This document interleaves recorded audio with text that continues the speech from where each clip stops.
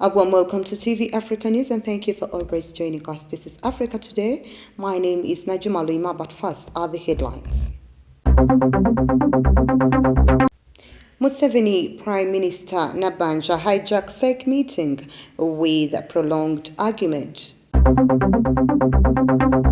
Private school owners want government to release school reopening roadmap as soon as possible.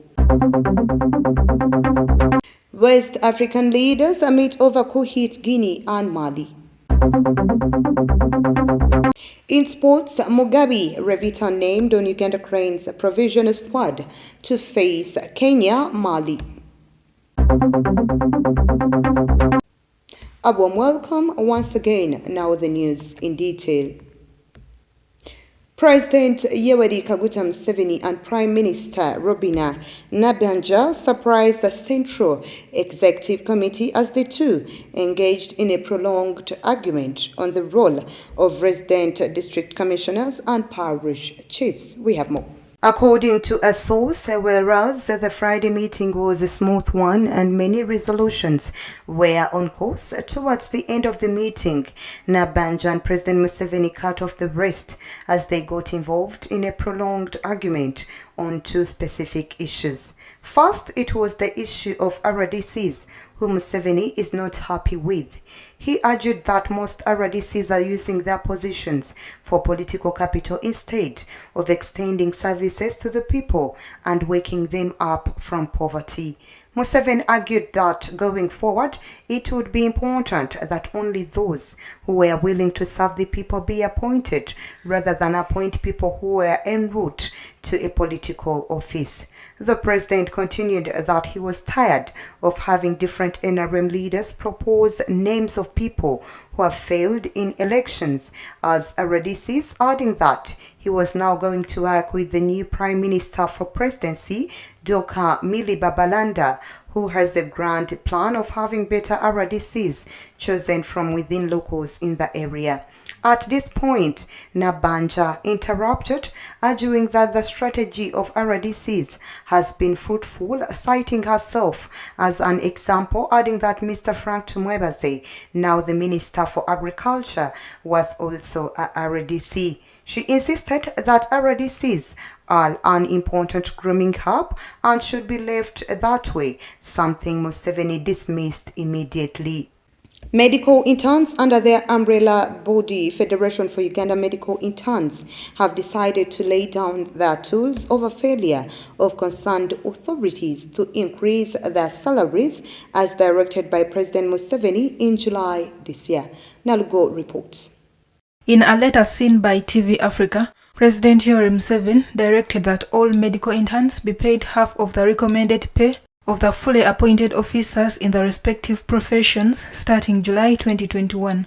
The president directed that medical interns be paid 2,500,000 shillings, which they say has not been implemented. Who is this who is superior to the president that fails to obey the presidential directives when they are sent to them? It saddens our hearts when a supplementary budget is sent and 5 trillion shillings are allocated in the supplementary budget, and none of this is related to health in any way. Dr. Lilian Nabwire, the president, Federation for Uganda Medical Interns, while addressing journalists in Kampala, say they work overtime and under poor working conditions, yet they earn peanuts. It is against this background that they decided to go on strike beginning the 6th of November until their value in the health sector is realized. The most recent meeting where this decision was agreed on was on 10th of October 2021, where we unanimously agreed that starting 6th of this month, we lay down our tools until probably our value is realized in these hospitals and the president's directive is respected and implemented. Medical interns currently earn 750,000 shillings, which is not enough to meet their basic needs. Most of them are not housed and live in rented unsafe locations, distant from their training hospitals, and have to buy and cook their own food, yet they work 24/7. Nalgo Muyingo, Africa Today. Moving on, school owners under their umbrella Association of Proprietors of Private Educational Institutions Association in Uganda have urged government to release the school reopening roadmap as soon as possible. Kachanchu has more. Mike Chironde, the national chairperson of Proprietors of Private Education Institutes Association in Uganda, said that government has left them in the dark because they have no guidelines to work with to prepare for reopening in January 2022. Chironde said that all private school owners are waiting on government to roll out the roadmap so they can plan on how they will handle the reopening process, but government seems unresponsive with just a month and a half left.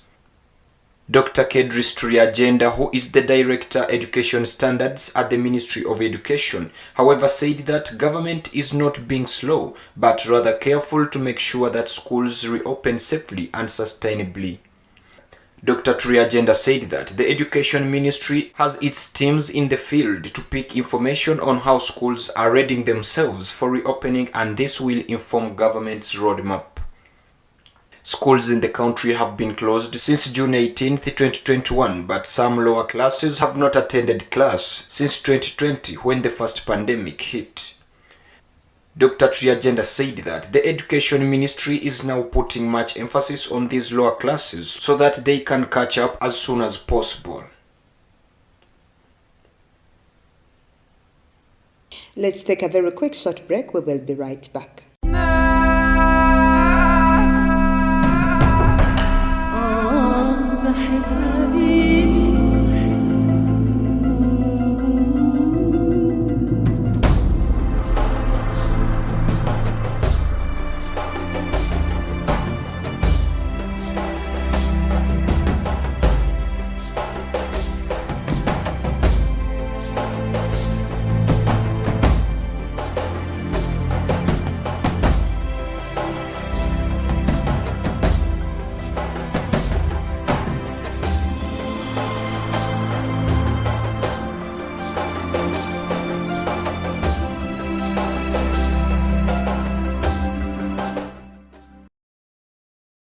Welcome back. You're still watching TV Africa News, The Right to Know.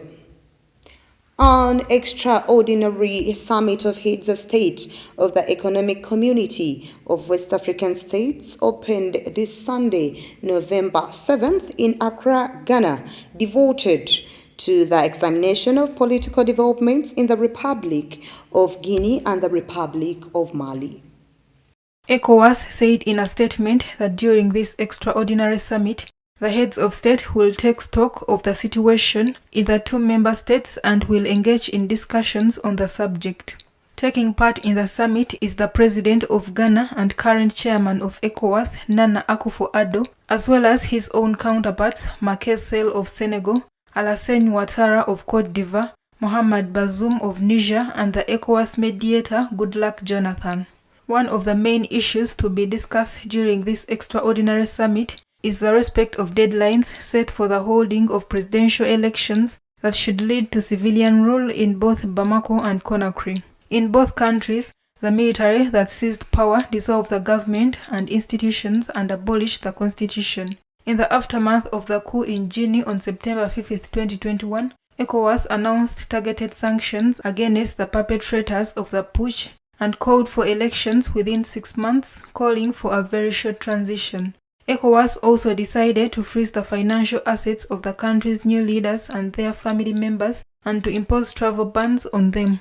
The sub-regional organization suspended Guinea from its membership and sent a mission to Conakry to meet with the head of the junta, Colonel Mamadi Doumbouya, as well as Alpha Condé, who was overthrown and arrested on September 5th. With regard to Mali, ECOWAS imposed mainly economic sanctions and suspended the country from the organization following the August 18, 2020 putsch. Tens of thousands of Ethiopians vowed to defend the capital from advancing rebels during a pro-military rally on Sunday, where attendees dismissed diplomatic efforts to end the year-long war. We have more on this report. The rally in central Addis Ababa was the latest attempt to show up public support for the conflict against the Tigray People's Liberation Front and allied groups. It came 5 days after the government declared a nationwide state of emergency, ostensibly to protect civilians from the TPLF, which has claimed key gains in recent days while floating a possible march on the capital. U.S. official Jeffrey Feltman arrived in Ethiopia on Thursday to try to broker an end to the hostilities. The U.S. Embassy announced on Saturday it was ordering the departure of non-emergency staff days after countries including Saudi Arabia, Norway, Sweden, and Denmark urged their citizens to leave. Rally goers on Sunday held signs blasting Western media for broadcasting fake news overstating rebel gains. Other signs urged the U.S., one of the harshest international critics of the war, to stop sucking their blood.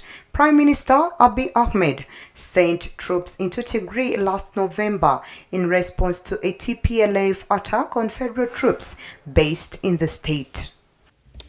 Moving on, Sudanese pro-democracy groups on Sunday launched 2 days of civil disobedience and strikes in protest against last month's military coup, although participation appeared to be limited by interruptions to internet and phone connections. The protests leading up to mass rallies on November 13th will be under the slogan "No negotiation, no partnership, no compromise." The coup led by Sudanese top General Abdel Fattah al-Burhan halted a power-sharing arrangement between the military and the civilians that have been agreed after Omar al-Bashir's overthrow in 2019 and was meant to lead to democratic elections by late 2023. The commander of the powerful Rapid Support Forces, who is the number 2 man in Sudanese military, came out in support of the takeover in a midnight speech posted on Facebook. General Muhammad Hamdan Dagalo, known as Hemet Burhan's deputy on the now dissolved Sovereign Council, said that General Abdel Fattah al-Burhan's moves came to correct the course of the people's revolution and preserve the security and stability of the country. Top civilians, including several ministers, were detained and the Prime Minister Abdel Hamdok was placed under house arrest. Since then, mediation efforts involving the United Nations have sought the release of detainees and a return to power sharing, but sources from the ousted government say these efforts have stalled. Latest reports say nearly 1,000 teachers have been arrested by the military. Away from that, a coalition of political parties sat in Bamako Saturday to demand the country's junta organize elections next year. Mali's army rulers have been accused of dragging their feet on the transition calendar, which prescribes a return to civilian rule by February 2022.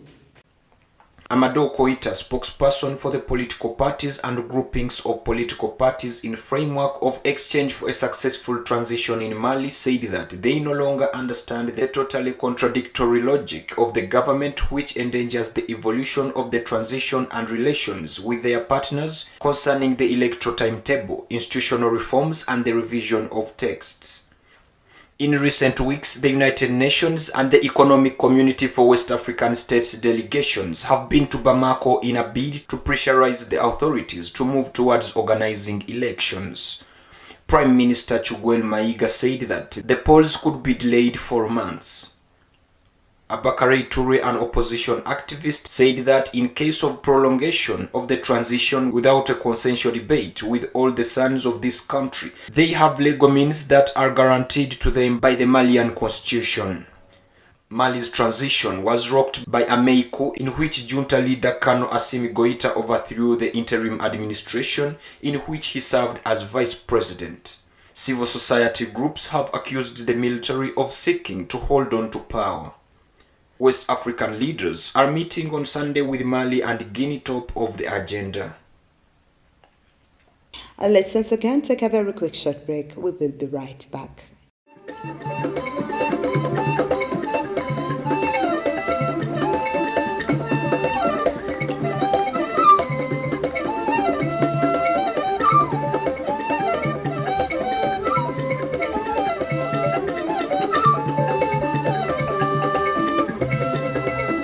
Welcome back. You're still watching TV Africa News, the right to know. In our business news today, Ivory Coast held its 15th edition of the Africa Fashion Show on Saturday, November 6th, to showcase various new and upcoming talents all over the country. Made in Ivory Coast, a fashion show in the capital Abidjan brought together 15 designers to promote materials made locally. The 15th edition of the Africa Fashion Show took place under the theme Promoting and Digitalization of Fashion in Africa. It also aimed at promoting Ivory Coast through art, culture and tourism. Neil Soro, editor-in-chief of a fashion magazine, said that they had very beautiful collections where 15 designers showed them their knowledge and showed them that Ivory Coast has the potential, considering this year's edition, which was under the theme Made in Ivory Coast. Jules Torre, a stylist, said that right now they can afford a garment from a designer at a low price, meaning that fashion is becoming more democratic. Africa Fashion Show is an event dedicated to the promotion of African fashion, putting African designers on the same podium in Abidjan. For years, it has been a reference in the field and has showcased the talents of outstanding designers, promoted the talent of artisans made in Africa, enhanced the image of certain brands, and unearthed and nurtured new talents. The event highlighted the artistic heritage and creativity of Côte d'Ivoire through designers who have created a brand in the Ivorian fashion industry.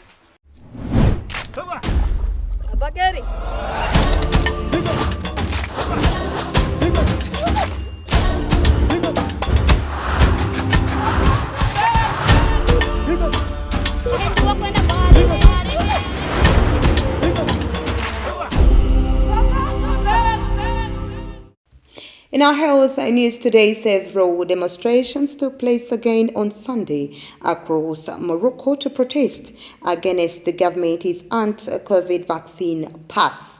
In Rabat, police cordoned off the square where an unauthorized rally was to be held in the city center, with around 100 demonstrators dispersed. On 21st October, Morocco launched an anti-COVID vaccine pass, the first in the Maghreb country. All enclosed areas including hotels, restaurants, cafes, shops, gyms and hammams are now subjected to the pass requirement. Now thousands took to the streets demonstrating against marking them. A protester said the government cannot force 20% of the population to get vaccinated when there are side effects in some people and when the government has not provided clear information about it. Another protester said that she received the first and second doses and doesn't want to get the third one, adding that she refused to sacrifice her own child, who no longer have a father, get vaccinated. An online petition has gathered tens of thousands of signatures criticizing the arbitrary introduction of the health pass.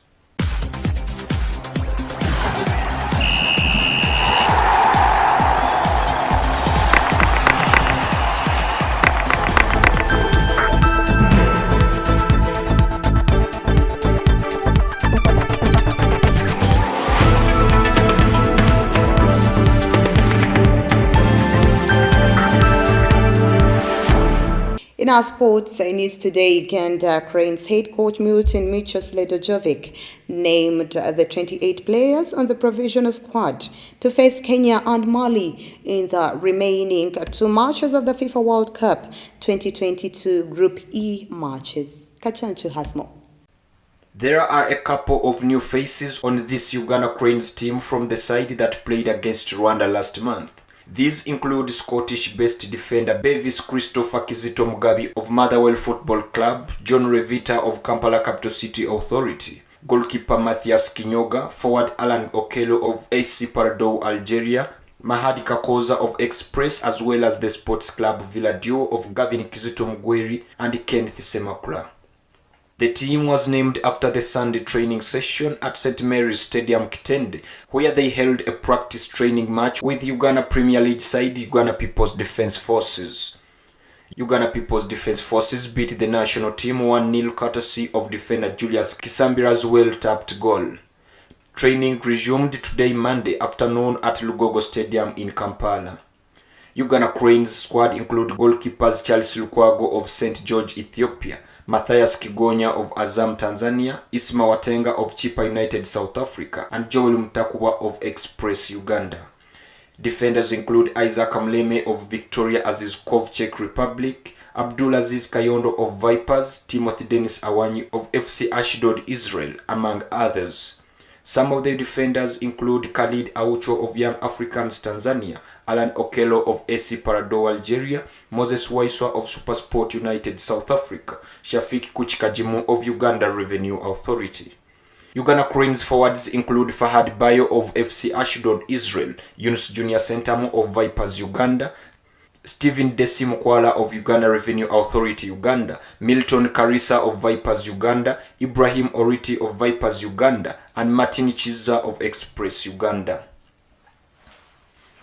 That was the news. Thank you for always keeping it TV Africa. Please do stay tuned. More programming coming your way.